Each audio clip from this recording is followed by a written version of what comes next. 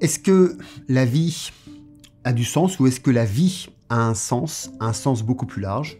C'est une question que l'on devrait se poser au moins une fois par jour dès qu'on se réveille pour pouvoir donner justement du sens à nos journées et plus largement donner du sens à notre existence. Parce que si l'on vit sans se poser cette question, alors on vit comme un fou ou alors tout simplement on vit sans conscience de ce que l'on fait ici et on essaye d'avancer là où l'on ne sait pas. Et bien tristes sont les personnes qui ne se sont jamais posé cette question, ou du moins qui n'ont jamais essayé d'y répondre. Et c'est ce que l'on va voir dans cette vidéo.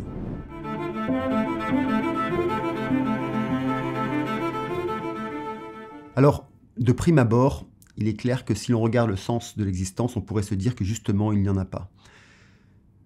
Lorsque l'on regarde notre vie, on arrive sur Terre sans connaître les règles du jeu, sans savoir d'où l'on vient, sans savoir où l'on va, sans savoir ce que l'on fait là, jour après jour, et sans savoir pourquoi est-ce que l'on fait ce que l'on fait. Il est clair que nous sommes nés avec un conditionnement, celui de la société, et jour après jour, nous répétons simplement ce que fait l'espèce, ce qu'ont fait nos parents, ce qu'ont fait nos étudiants, ce qu'ont fait nos enseignants, ce qu'ont fait nos frères et nos sœurs. Bref, on répète simplement ce qu'ont fait les personnes qui étaient là avant nous. Et un jour, il se passe quelque chose pour certaines personnes. C'est la grande question du sens. C'est se dire, mais qu'est-ce que je fais là? Qu'est-ce que la vie? C'est ce que j'appelle, moi, le début de la crise d'émergence spirituelle. La crise d'émergence spirituelle, c'est l'essence même où la question arrive, ouvre notre conscience et nous pousse vers un autre chemin que le chemin du conditionnement. Et lorsque arrive cette question, il y a soit ceux qui se disent « Oh ben non, mais de toute façon, ça n'a pas de sens, puis je m'en fous. Simplement, je verrai ça plus tard. » Et je la mets de côté. Donc il y a une forme de déni vis-à-vis de cette question, c'est normal puisqu'elle donne le vertige. Il y a une autre catégorie de personnes qui vont donner une réponse très large. Oui, vivre c'est aimer, vivre c'est donner, vivre c'est partager, au sens le plus large possible. Mais là, on pourrait justement se poser la question et se dire, ok, dans ces cas-là, celui qui fait la guerre, vivre c'est donner la mort, tout simplement. Et il le vit pleinement. Est-ce que vivre c'est vraiment donner? Alors dans ces cas-là, on pourrait se dire, bah oui ou bien non, suivant si on aime tuer ou si on aime offrir de l'amour ou offrir un bien-être aux autres. Et puis, il y a une troisième catégorie de personnes qui décident vraiment d'affronter cette question en face et d'essayer d'y répondre, ou en tout cas de trouver une réponse dans leur quotidien. Et c'est là où la quête du sens, la quête spirituelle prend son sens et commence à cheminer. Alors, personnellement, je me suis amusé maintes et maintes fois, parce que d'abord, il faut savoir que c'est la question que je me pose tous les jours lorsque je fais ma méditation Anapanasati, qui est une méditation que d'ailleurs tu peux télécharger gratuitement. Tu as le lien qui s'affiche là dans la vidéo, tu le trouves dans les commentaires. Anapanasati, c'est une méditation pour pouvoir expérimenter la mort, tout simplement, ou alors amener une modification de conscience pour pouvoir comprendre ce que c'est que vivre derrière le souffle et faire exploser son identité. Et donc, lorsque je fais Anapanasati, je suis confronté à cette question de qu'est-ce que la vie, puisque la dernière tétrade d'Anapanasati, toute la construction mentale que je me suis fait disparaît. C'est-à-dire que mon identité propre, ce que je suis, en tout cas ce que je pense être, en tant que Mika Deniso, être là à parler devant une caméra, voilà, par exemple, ou alors être là avec ma femme et mes enfants, ou faire du sport, tout ça, ça se dissout. Et il ne reste plus rien, juste ce que je suis, c'est-à-dire pas grand-chose, en fait.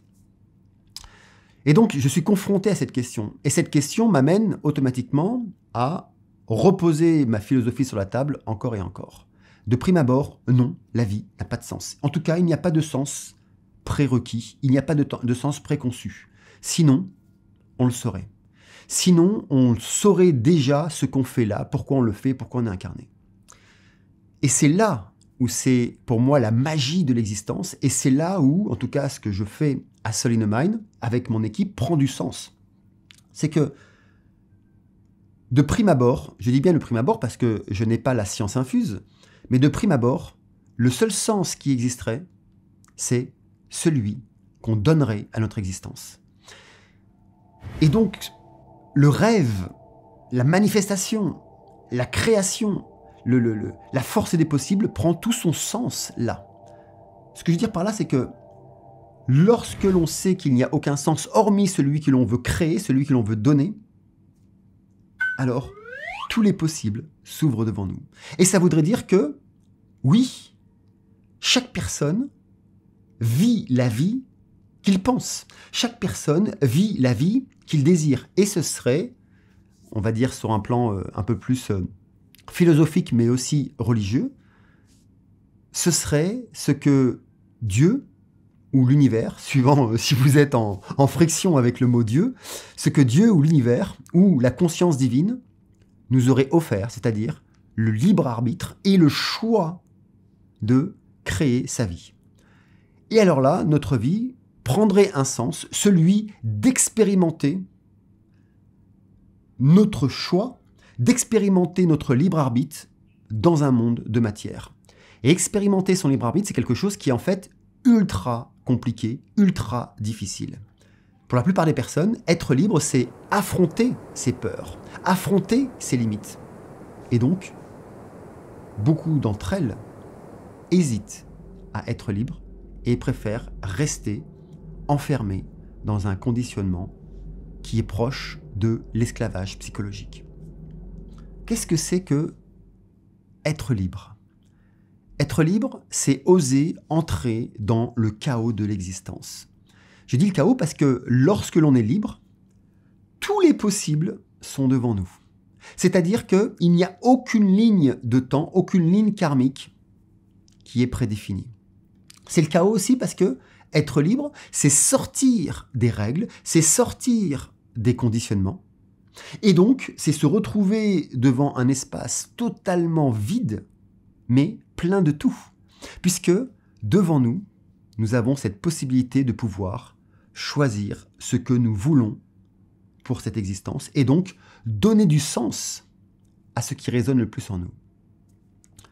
Lorsque je me positionne sur cette réflexion, de suite, je sens comme une force en moi, et c'est ce que je t'invite à avoir aussi, c'est de se dire que, à partir d'aujourd'hui, si tu comprends que le seul sens de ton existence est celui que tu lui donnes, alors tu peux donner à ton existence tout le sens que tu veux. Et si on regarde bien, on peut s'apercevoir, comme je disais au début de cette vidéo, des personnes qui font la guerre et qui tuent tous les jours et qui aiment ça, sous prétexte qu'elle le fait pour sa patrie, ou pour Dieu, ou pour rejoindre le paradis, peu importe pour la raison pour laquelle elle va tuer, une personne qui le fait et qui aime ce qu'elle fait, elle a donné du sens à sa vie. Et ce sens n'est pas différent, dans le fond, qu'une personne qui va contribuer pour aider les autres, pour donner de l'amour. Quand je dis qu'il n'est pas différent, parce que tout de suite j'entends « Oh là là, oh là là !» ça va commenter, on va avoir une explosion de commentaires, là, Mika. Je parle à Michael, mon monteur. Voilà, on va avoir une explosion de commentaires. Il est fou et tout. Non, non. Dans le fond, c'est exactement la même chose. Alors bien sûr, dans la forme, entre tuer quelqu'un et donner de l'amour, il y a une différence. Mais dans le fond, dans la question du sens, c'est exactement la même chose. Dans le sens où, à partir du moment où on a une croyance que ce que l'on fait résonne pour nous, et donc est bon pour nous, et à plus loin, est bon aussi pour les gens autour de nous, à partir de là, ça crée le sens de notre existence. Et it's OK. Si tu regardes ta vie jusqu'à aujourd'hui, alors suivant l'âge que tu as, moi j'ai plus de 50 ans, et donc je peux couper, on va dire, ma vie en 5 parties, 10, 20, 30, 40, 50. Et je peux m'apercevoir que dans toutes ces parties, j'ai eu plusieurs fois des sens différents de l'existence. Et je pense que toi aussi. Et je t'invite à regarder ça, à dire, mais tiens, c'est vrai que de 10 ans à 20 ans, je n'ai pas du tout le même sens à mon existence et je vivais en fonction du sens que je donnais. Et puis de 20 ans à 30 ans, je ne donnais pas du tout le même sens et je vivais en fonction du sens que je donnais, etc., etc. Et ça peut être beaucoup plus court, ça peut être sur des périodes de 1 an, de 2 ans, de 5 ans. Et tu t'aperçois que, en fait, on n'a pas eu une vie, mais on a eu des multiples existences dans cette existence. Pourquoi? Parce qu'on a donné plusieurs fois, plusieurs sens à notre existence. Il y a des sens qui nous portent plus que d'autres, avec lesquels on va rester beaucoup plus longtemps, et d'autres qui nous portent moins. Et puis, à un moment donné, il y a aussi, on pouvait avoir un sens, par exemple, je ne sais pas, pendant une période de ta vie, le sens c'était de gagner beaucoup d'argent, d'être riche, d'exploser dans tes affaires. Et il n'y avait que ça qui comptait. Et tu as changé ton existence, en tout cas pour les entrepreneurs, tu as pu changer totalement ton existence, tes relations, la relation que tu avais avec ton chéri ou ta chérie, ta manière de travailler, ta manière de consommer, ta manière d'investir, pour rejoindre ce que tu voulais, parce que ça avait du sens pour toi. Et puis peut-être qu'au bout de 10 ans, 15 ans après, tu te dis, mais j'ai bouffé ma vie, j'ai passé du temps à courir après l'argent, qu'est-ce que j'ai fait? Et tu décides maintenant, tu dis non, ce que je veux, c'est mettre les mains dans la terre et retourner à la terre. Et puis là, d'un seul coup, ta vie change et tu décides de travailler la terre, d'apprendre la permaculture, de te reconnecter avec les arbres, avec la nature, avec les fleurs, avec les éléments. Pourquoi? Parce que ça a du sens pour toi. Et le sens de ta vie devient donc cette reconnexion avec la nature. Et donc l'autre sens de ta vie, qui était de gagner de l'argent, a disparu. Et toutes tes actions que tu fais, donc la relation encore avec ton chéri ou ta chérie va changer, avec tes amis, avec les gens que tu rencontres et ce que tu vas faire dans ta journée. Et tu vois bien que tu peux vivre les deux sans aucun problème, en étant bien. Et puis à un moment donné, peut-être au bout de 15 ans, tu n'as plus une thune, tu n'as plus rien parce que tu as même oublié de travailler, tu as rejeté ça de côté, et tu vis de manière difficile, tu dis non, il faut impérativement que je travaille à nouveau par exemple. Et là, tu te remets à fond dans les affaires. Et tu vas redonner du sens parce que pour toi, ça va être important. Ce que je veux dire par là, c'est que, en fait, le sens, peu importe.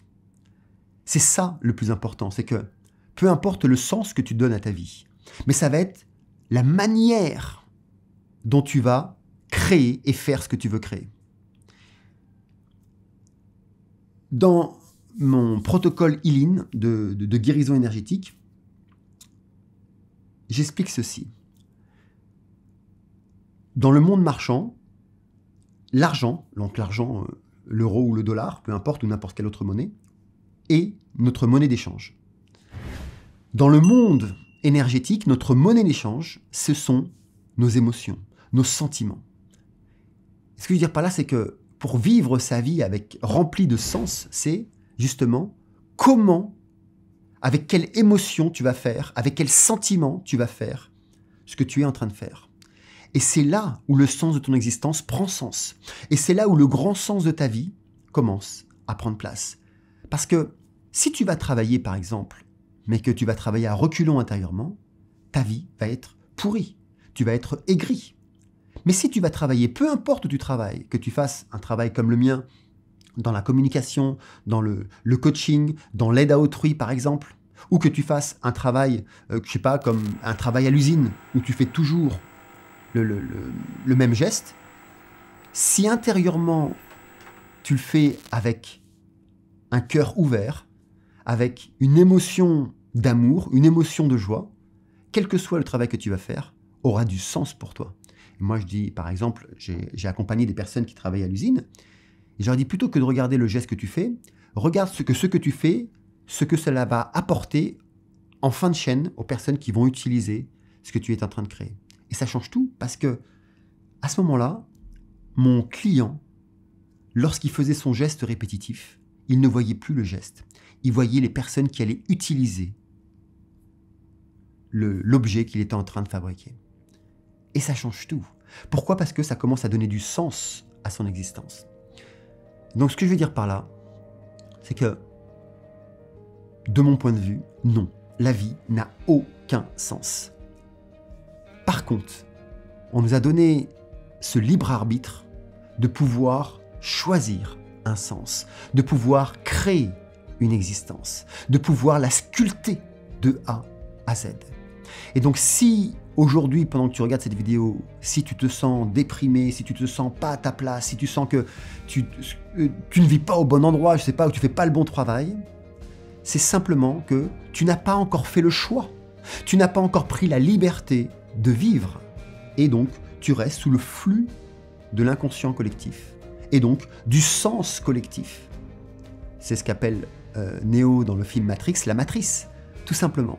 Et que lorsque tu décides de sortir de ce flux collectif, donc de prendre le risque de faire un choix, de rentrer dans la zone du chaos, et donc dans ta zone de liberté, alors, d'un seul coup, ta vie change et ta vie prend un sens. Et là, oui, alors tu pourras dire que la vie a un sens. Le tien. Pense-y. À plus tard dans la vie.